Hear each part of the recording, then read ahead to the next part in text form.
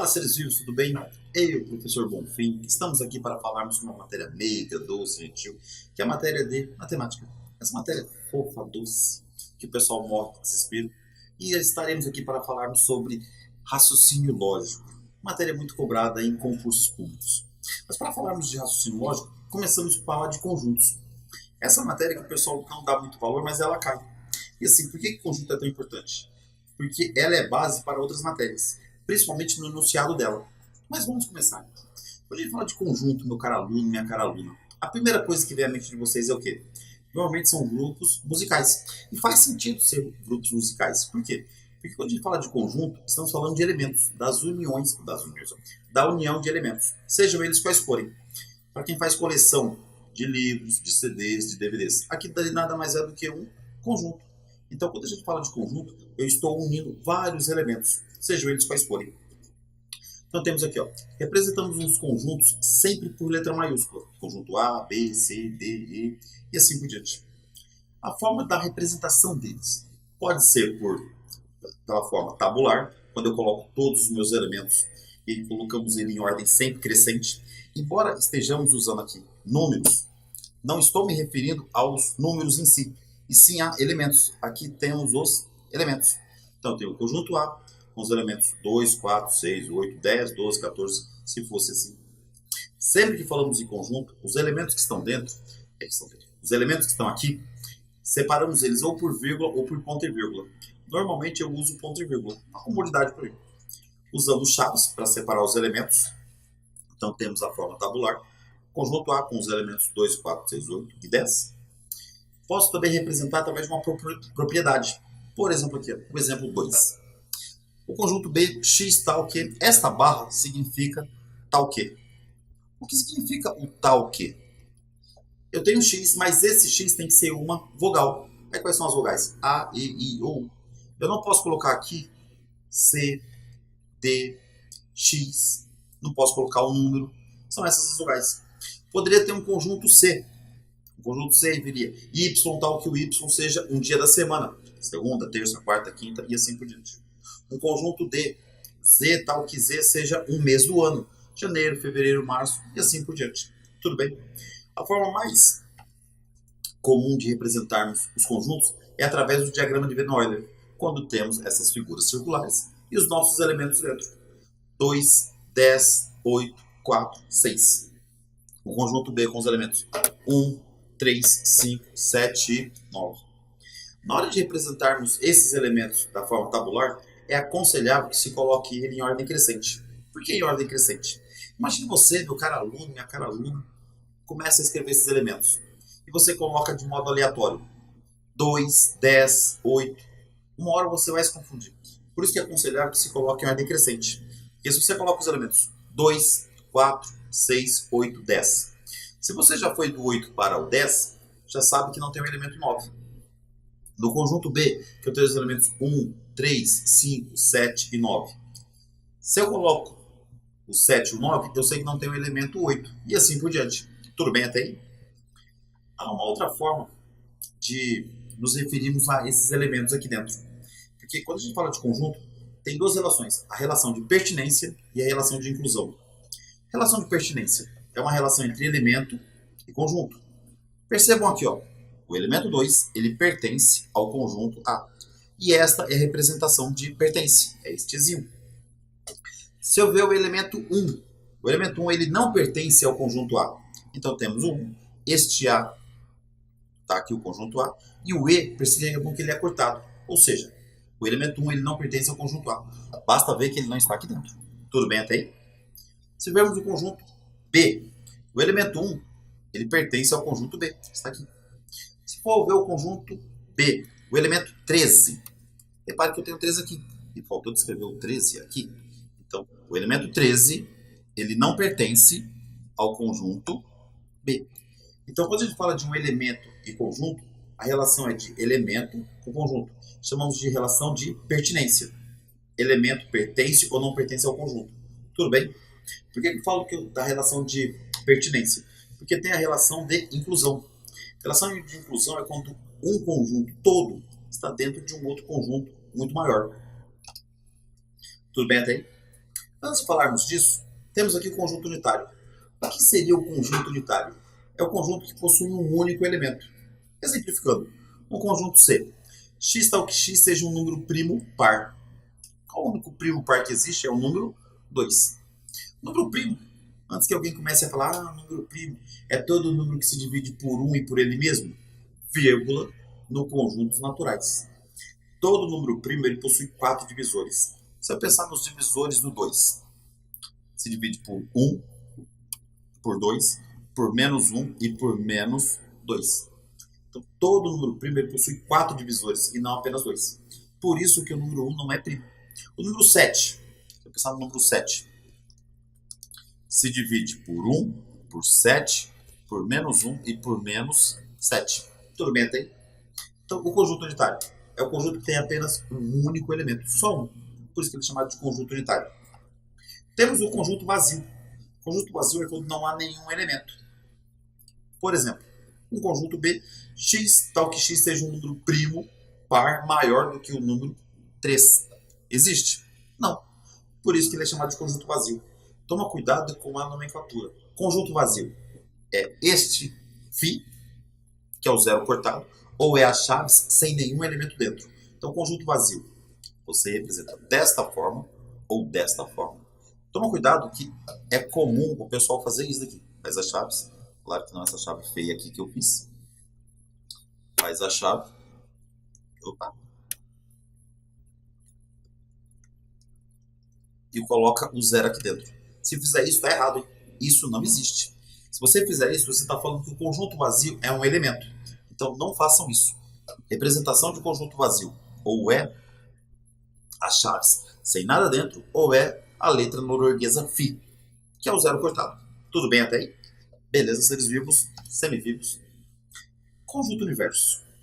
Conjunto universo é quando eu tenho um conjunto maior e dentro dele a gente cria subconjuntos. Exemplificando, uma sala de aula, por exemplo, de um cursinho qualquer, ou de uma sala de aula qualquer. Normalmente tem o pessoal de exatas, humanas, biológicas. Eventualmente tem o pessoal que não vai prestar para nada, está ali para relembrar as matérias que teve. Esses conjuntos menores, eles são chamados de conjuntos ou de subconjuntos. Tudo bem? E se eu pegar um conjunto desses menores, o pessoal de exatas, por exemplo, eu posso novamente classificá-los. Tem o pessoal das engenharias, tem o pessoal de licenciatura, bacharel. Se eu pegar bacharel, tem o pessoal de matemática, tem pessoal de física, tem pessoal de química. Se eu pegar o próprio curso de matemática, tem licenciatura, matemática, bacharel, tem curso de estatística. Então, veja, a gente consegue novamente dividi-los. Essas divisões são chamadas de subconjunto. Então, eu tenho o meu conjunto maior, que é chamado de conjunto universo, e dentro eu tenho os subconjuntos. Posso classificá-los também pela faixa etária. Os alunos que vão de 18 até 20, de 20 a 25, de 25 a 30. Posso classificá-los entre alunos e alunas, e assim por diante. Então, eu pego o meu conjunto maior e divido eles. Essa divisão, criaremos os subconjuntos. Conjunto universo representamos por este U aqui. Não há como confundi-lo com o U de união, porque esse U na prova, ele vem negrito. Ele é mais encorpado do que o U de união, que é itálico. Tudo bem? Então, temos aqui, é um conjunto considerado para estudar determinada situação. Em uma sala de aula, de um cursinho pré-vestibular, exemplificando. Podemos classificar os alunos pela área de atuação. Tem o pessoal de exatas, humanas, biológicas e aqueles que eventualmente não irão prestar para nenhum curso. Tudo bem? Aqui está o meu conjunto universo. Os subconjuntos. Por exemplo, um conjunto B, cujos elementos todos pertencem a um conjunto e a outro. Logo, o conjunto B é dito como subconjunto do conjunto maior, que seria o conjunto A. Vejam aqui, ó. O conjunto A tem os elementos A, B, C, D, E e F. Se vocês olharem o conjunto B, aqui, ó, tem os elementos A, I, E. Se eu fizer o desenho todo, percebam que aqui, essa coisa aqui, não. Se vocês verem essa figura maior, reparem que esse conjunto aqui não é o meu conjunto B. Percebam que o meu conjunto B, que possui os elementos A e E, está dentro do conjunto A. Nesse caso, como é que a gente fala? Perceba aqui, ó. Então, o conjunto B é um subconjunto de A. A gente fala que o conjunto B ele está contido no conjunto A. Então, lembra quando eu falei do conjunto da relação de pertinência? Relação de pertinência é uma relação entre elementos e conjuntos. Relação de inclusão é relação entre conjuntos. É quando o conjunto menor está dentro de um conjunto maior. Então, eu posso muito bem falar que o meu conjunto B ele está contido no conjunto A. Repare que o conjunto B tem os elementos A e E. E ele está dentro do conjunto A. Repare agora, ou outra forma de falar, eu posso dizer que o meu conjunto A ele contém o conjunto B. Matemática tem uma nomenclatura própria. Percebam como que a gente representa o estar contido. É esse Czinho achatado. Então eu falo que o conjunto B ele está contido no conjunto A. Ou eu posso falar que o conjunto A contém o conjunto B. Símbolo de contém é o mesmo Czinho achatado, só que virado à esquerda. Aqui, ó. Então esse símbolo é de contém e este símbolo é de contido. Tudo bem? Então o conjunto B está contido no conjunto A ou o conjunto A contém o conjunto B. Tudo bem? Percebam os elementos do conjunto C. Se vocês olharem, o conjunto C tem os elementos A, E e o I. Percebam que os elementos A e E também tem ele. Eu também gostei no conjunto A. Mas o elemento I, tenho ele? Não. Então, por causa do elemento I, eu não posso falar que o conjunto C está contido no conjunto A. Para que um conjunto esteja contido dentro do outro, todos os elementos têm que fazer parte, todos, sem exceção. Então, o conjunto B ele está contido no conjunto A, ou o conjunto A contém o conjunto B. Mas eu não posso falar a mesma relação com o conjunto C e o A. Tudo bem? Só por causa do elemento I. Tudo bem até aí? Beleza? Quando falamos de conjunto, temos algumas operações. União, intersecção e a diferença. Na união e na intersecção, a ordem não importa. Já na diferença, a ordem é extremamente importante. Quando eu falo A união com B, B união com A, por que não muda? Imaginemos uma sala de aula. Eu vou começar a contar a quantidade de alunos que há numa sala. Se eu começar da direita para a esquerda, da esquerda para a direita, do fundo para a frente, da frente para o fundo, a quantidade vai mudar? Não. Então, A união B, B união a ordem não importa. Percebam aqui, ó. Dados dois conjuntos A e B, podemos formar dois conjuntos novos. 2, 3, 4 e assim por diante. O conjunto união de A com B vai ser um conjunto formado por todos os elementos de A e de B. A nomenclatura A, união B, I. Percebam essa nomenclatura aqui, ó. X tal que X pertence a A ou o X pertencerá a B. Então, para que eu crie meu novo conjunto, eu vou pegar os elementos tanto de A ou de B. Assim que se fala. E aí temos aqui, ó, lê-se o conjunto do X tal que X pertence a A ou o X pertencerá a B. Na intersecção, como que a gente faz? Não, deixa eu voltar aqui e dar um exemplo. Digamos que eu tenho um conjunto A com os elementos 1, 3 e 5. E um conjunto B com os elementos 1 e 4. Eu quero A união com B. Então, se eu fizer A união com B, serão os elementos 1. Mais 1 eu tenho nos dois conjuntos. Isso pouco importa. Eu pego sempre um deles. Teremos o elemento 1, o elemento 3, o elemento 4 e o elemento 5. Sempre em ordem crescente. Tudo bem até aí? Beleza. Na intersecção o símbolo é o 1 voltado para baixo. E aí como é que a gente fala? A intersecção B, X tal que X pertence a A e o X pertencerá a B. Se voltarmos, percebam que o ou eu tenho em um conjunto ou eu tenho no outro. Então, união é sinônimo de ou, do conectivo ou.